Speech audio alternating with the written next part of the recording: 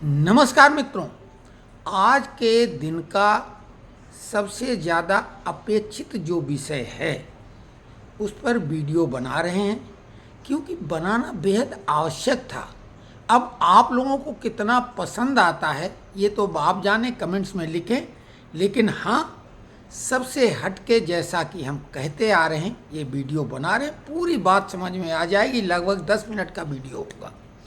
6 जून 2026 Abhijit Dipke America से रवाना हो चुके हैं।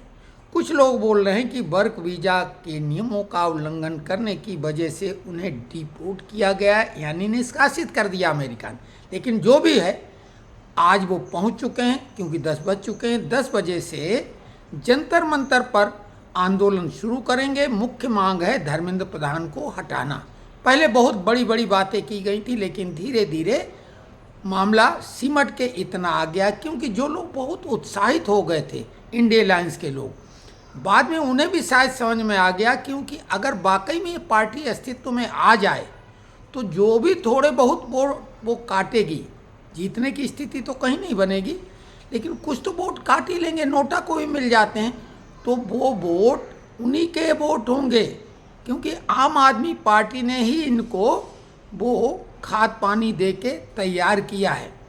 और आपने देखा 2 जून को जो प्रेस कॉन्फ्रेंस नई दिल्ली में की गई थी, सौरभ दास, विजेता दाहिया और आशुतोष रंका, इनकी जो प्रीवियस हिस्ट्री है वो अर्बन नक्सल लोगों से या उसी टाइप के लोगों से सीधे जुड़ी होने की रही है। तो इसमें कैसे लोग हैं आपको पता है।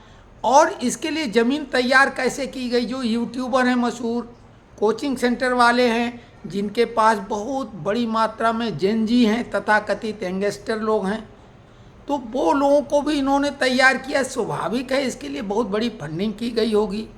अमेरिका की ब्लूमबर्ग ने भी भूमिका बना दी। बोला भारत ने 12 अरब रुपए से ज़्यादा का सोना बेच दिया है, जबकि वो फर्जी खबर निकली। आरबीआई और सरकार ने तुरंत खंडन किया, बोला हमने सोना बढ़ाया है न कि बेचा है। ये तो कुकृत्य कांग्रेसी सरकार के कारणों से हुआ था।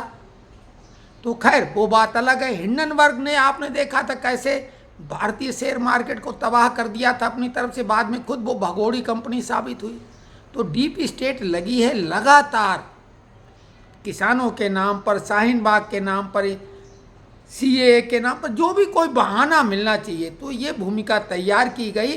और सुप्रीम कोर्ट के एक टिप्पणी, जो सीजेआई महोदय ने टिप्पणी की थी, उसके आधार पे ये पार्टी बनी। तो सीधे सीधे सुप्रीम कोर्ट की अवमानना है एक तरह की।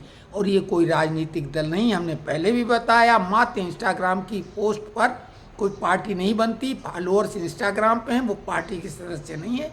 और कुछ भोले भाले लोगों ने अगर अपना मोबाइल नंबर और आधार कार्ड नंबर दिया है, तो अगर उनका जो बैंक बैलेंस में कुछ माल पानी वो भी जा सकता है, ठगी के शिकार हो सकते हैं। तो खैर, और ये भी लगा होगा। फिलहाल 4 लोग जो सामने आए, अभिजीत दीपके और ये जो 3 प्रवक्ता, इनको देख के लगता है कि ये कोई परेशानी में है। ये तो खाए पिए घर के लगते ही हैं। और इनसे जुड़े कौन हैं? सब जमानत पे रिहा लोग। और एक तो योगेंद्र यादव जो सबसे लास्ट में जुड़े, हर आंदोलन में वो तो जुड़ते ही जुड़ते हैं। प्रकाश राज भाजपा के धुर विरोधी, बोले हम रेंगते हुए कहीं भी हों आ ही जाएंगे। सोनम वांगचुक ऑलरेडी देशद्रोह के मामले में अभी जमानत पे बाहर निकले हैं। तो सब जमानतिया लोग हैं और इनकी पहचान अर्बन नक्सल या देशद्रोही गतिविधियों में, अराजक गतिविधियों में शामिल होने की रही है।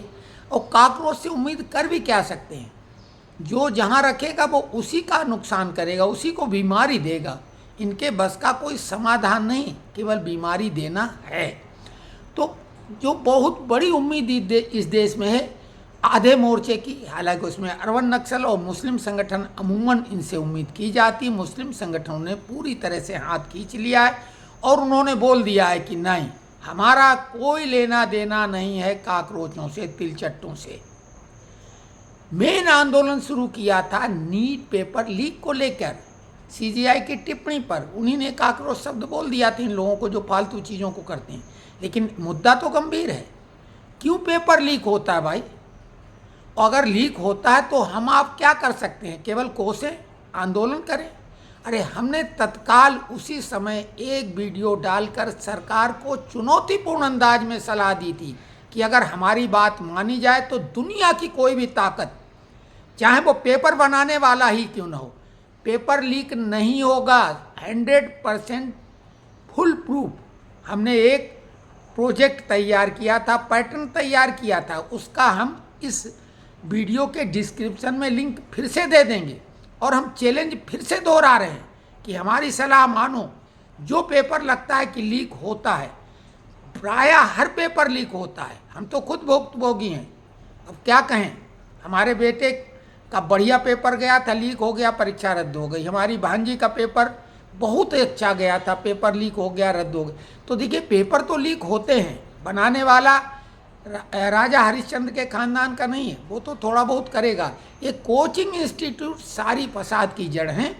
बालन शाह की इन बातों को जो उन्होंने वहाँ लागू की है, कोचिंग इंस्टीट्यूट ख़त्म करें। जो भी ऐसे शिक्षक हैं तो उनकी नियुक्ति कर दो ना स्कूलों में। भाई स्कूल का पैटर्न वैसा बनाओ कि नौकरी में वैसे ही प्रश्न आए जो स्कूल में पढ़ाया जाता है। ये दलालों की क्या ज़रूरत है, ये दलाल बैठे हुए हैं कोचिंग इंस्टीट्यूट वाले। हमने वो तरीका बताया कि पेरेंट्स का 1 रुपया भी खर्च नहीं होगा, किसी कोचिंग इंस्टीट्यूट की ज़रूरत नहीं पड़ेगी, पेपर लीक नहीं होगा, मेधावी छात्र जो है वो निश्चित तौर से परीक्षा पास कर पाएगा, तुक्केबाज बिल्कुल नहीं, और पेपर लीक नहीं होगा, नहीं होगा, नहीं होगा। तो समाधान क्या बता पा रहे हैं लोग, हमने तो आपको बताया था। तो ये कॉकरोच पार्टी कागज़ में है, इंस्टाग्राम पर है, फॉलोअर्स हैं। आज देख लेना कि 50,000 की भीड़ जुटा के दिखा दें। 5-10 हज़ार से ज़्यादा भीड़ नहीं जुट सकती। कुछ तो तमाशबीन ही पहुंच जाते हैं, बड़ी संख्या में पुलिस वाले होते हैं, कुछ सादी वर्दी में रहेंगे, कुछ मीडिया वाले रहेंगे। तो कुल मिला के मीडिया का ध्यान जरूर खींचा है, और डीप स्टेट के पैसों की ताकत से खूब हो हल्ला तो मच गया है। परिणाम 0 सन्नाटा निकलेगा, कुछ नहीं, क्योंकि इनके पास कोई एजेंडा नहीं। हमने ज़रूर बोला था कि हमारी 50 साल की तपस्या है राजनीति के क्षेत्र में, तो हम उसको गटर में तो नहीं फेंक सकते थे। समाधान मंच बनाया था, और हर समस्या का समाधान, जो ज्वलंत समस्या है उनका 100% समाधान लेके हम आए थे। लेकिन अब हमारी उम्र हो चुकी, हमारा कोई इंटरेस्ट नहीं।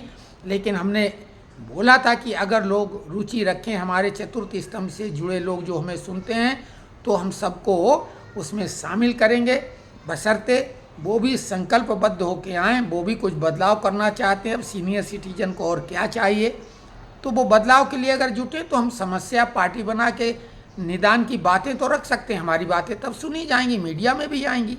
तो हमने तो हर बात की गारंटी ली कि हर समस्या का समाधान है। लेकिन जब भ्रष्टाचार होगा, जो कि खत्म होने का नाम नहीं ले रहा है, तो फिर सरकारी तंत्र से ही जुड़े पालित पोषित ये सब चीज़ें होती हैं। पेपर लीक बहुत बड़ा पाप है, और इस पापी को सरकार क्यों पाल पोस रही है। मुख्य मांग जो धर्मेंद्र प्रधान को हटाने की कॉकरोच जनता पार्टी कर रही है, उसके हम 100% समर्थक हैं।